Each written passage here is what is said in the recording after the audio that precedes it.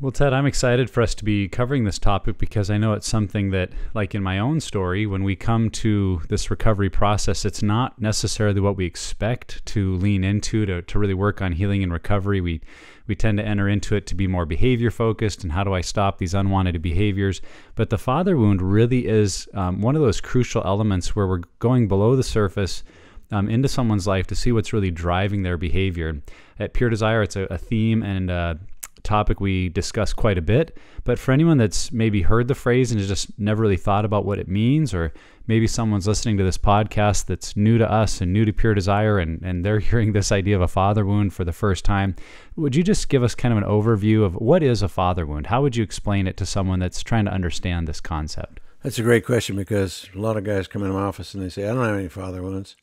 And I'll say, well, then why are you here seeing me? And they'll go, I got a problem. I got a problem, behavior yeah. I can't stop. Yeah. But all behavior is driven by beliefs that lie deep within. And the deepest beliefs that a father can communicate to you is who you really are. You got a father when you end up missing something in your lives that a father can uniquely give us. Moms and dads, their ministry overlap raising the kids. There's something a dad uniquely gives us, and that's in his love and mentoring and discipline. He gives us an understanding of our divine calling and our destiny. Dad's tendency is to challenge us to risk. Mom's tendency is to protect and care for us.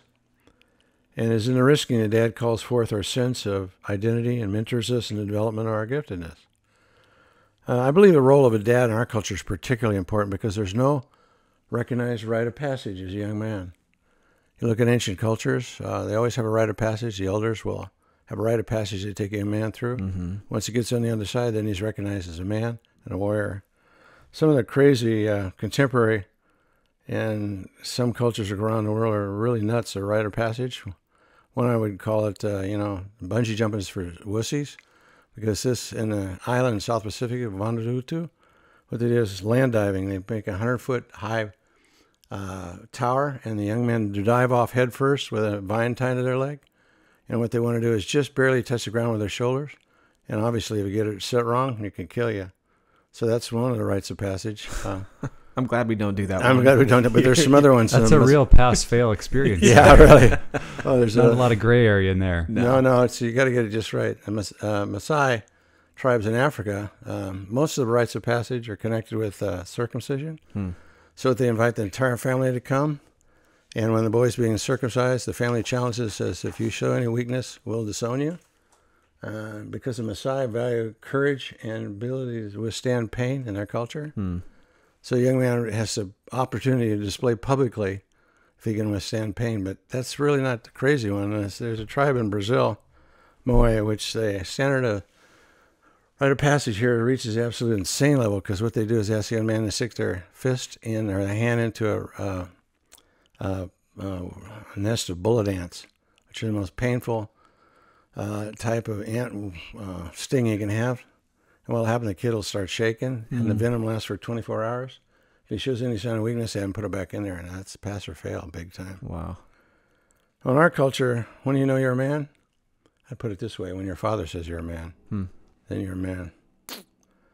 And father's approval is so important in our life, because you don't know who you are, you'll spend the rest of your life trying to figure out who you are, and it drives you crazy. It really sets you up for addictions. I'll never forget when the Lord challenged me to leave the flying game and enter into ministry.